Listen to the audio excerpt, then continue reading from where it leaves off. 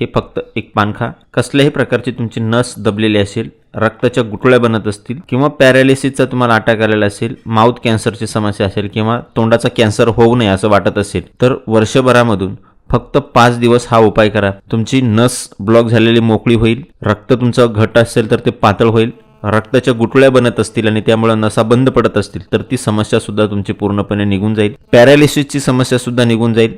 ज्या व्यक्तींना पॅरालिसिस झालेला आहे आणि खाता येत नाही त्यांच्यासाठी या उपायाचा कसा वापर करायचा आहे या सर्व गोष्टी आपण पाहणार आहोत. अत्यंत सोपा परंतु परिणामकारक असा हा आयुर्वेदिक उपाय आहे आणि हा उपाय करण्यासाठी आपल्याच घरामधले 2-3 घटक आपल्याला लागतात. एक पान लागतं. हा उपाय सांगितलेल्या पद्धतीनं करणं खूप महत्त्वाचं आहे आणि म्हणून हा उपाय तुम्ही शेवटपर्यंत नक्की पहा आणि त्याच पद्धतीनं हा उपाय करा. तर हा उपाय करण्यासाठी आपल्याला जो पहिला घटक लागणार आहे ते आहे पान. खाऊचं पान, विड्याचं पान ज्याला म्हणतो आपण, ते पान आपल्याला एक लागणार आहे. पान आयुर्वेदामध्ये अत्यंत महत्त्वाचा घटक आहे. हृदयाशी संबंधित असेल किंवा नसाशी संदर्भित असेल, पान हे अत्यंत महत्त्वाचा घटक आहे. असं एक पान आपल्याला लागणार आहे. कुठलंही पान असलं तरी चालेल, म्हणजे कुठल्याही प्रकारचं पान असलं तरी आपल्याला ते चालणार आहे. त्याचा देठ आणि पानाचा शेंडा आपल्याला कापून टाकायचा आहे. पान स्वच्छ धुवून घ्यायचं आहे. दुसरा जो घटक आपल्या याच्यासाठी लागणार आहे तो आहे लसूण. लसूण हा आपल्याला जाळावर भाजून घ्यायचा आहे. डायरेक्ट जाळावर भाजून घ्यायचा आहे. या पद्धतीनं आपण सहजरित्या लसूणाची कुडी जर जाळावर धरली तर तो या पद्धतीनं आपल्याला भाजता येतो. या पद्धतीनं आपल्याला तो भाजून घ्यायचा आहे. लसूण हा शरीरामधील अनेक आजारावर अत्यंत महत्त्वाचा आहे. विशेषतः रक्त तुमचं घट्ट असेल, रक्ताच्या गुठळ्या बनत असतील आणि त्यामुळे नसा तुमच्या बंद होत असतील, नसा ब्लॉक होत असतील तर त्यासाठी हा अत्यंत महत्त्वाचा घटक आहे. हृदयरोगाशी संबंधित समस्या असतील,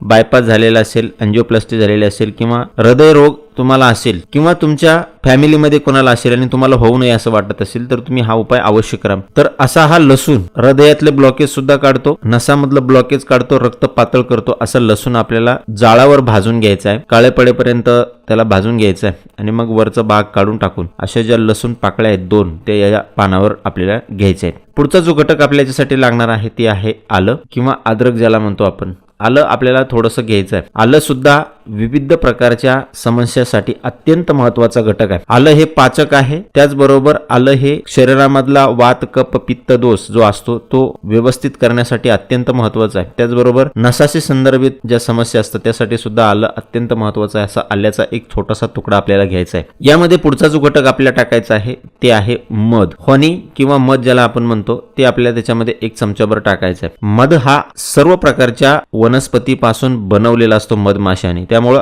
आयुर्वेदिक जे घटक असतात या मधामध्ये ते ऑलरेडी सर्व प्रकारचे असतात आणि त्याचबरोबर लसूण आणि अद्रक याचा जो तिखट स्वाद आहे तो सुद्धा आपल्याला लागणार नाही. परंतु ज्यांना शुगर आहे त्यांनी मध न वापरता जरी हा उपाय केला तरी चालेल. बाकीच्या लोकांनी मात्र 1 चमचाभर मध आपल्याला त्याच्यामध्ये टाकायचा आहे. चौथा आणि अत्यंत महत्त्वाचा घटक याच्यासाठी जो लागणार आहे ते आहे जिरे. 1 चिमूटभर जिरे किंवा 1 अर्धा चमचाभर जिरे आपल्याला त्याच्यामध्ये टाकायचे आहे. जिरे हे अत्यंत महत्त्वाचा घटक आहे तोंडांच्या आजारासाठी. बऱ्याच जणांना तंबाखू, गुटखा वगैरे खाण्याची वाईट सवय असते. ही वाईट सवय सोडून द्यायला पाहिजे, परंतु त्यामुळे त्यांच्या तोंडांमध्ये अनेक प्रकारच्या समस्या निर्माण झालेल्या असतात. माउथ कॅन्सरची त्यांना भीती असते. त्याचबरोबर तोंडांमध्ये फोड येणं, तोंडांमध्ये छाले पडणं ज्याला म्हणतो आपण, त्या प्रकारच्या समस्या असतात. तोंड येण्याची समस्या असते. तर ती तोंड येण्याची समस्या पूर्णपणे घालवून टाकण्यासाठी जिरे त्याच्यामध्ये टाकणं अत्यंत महत्त्वाचं आहे. जिरे तुमची दाताची समस्या सुद्धा घालवतं, पाचक असतं आणि या सर्वांमध्ये मिक्स झाल्यामुळं नसामधील ब्लॉकेज काढण्यासाठी हे अत्यंत महत्त्वाचं आहे जिरे. तर हे सर्व एकत्र करायचं आहे आणि हा जो पानाचा विडा आहे तो सकाळी उपाशीपोटी आपल्याला ते खायचं आहे आणि त्यानंतर एक 15 ते 20 मिनिटं आपल्याला काहीही खायचं नाही, पाणी सुद्धा प्यायचं नाही. आता ज्या व्यक्तींना पॅरालिसिस झालेले आहे किंवा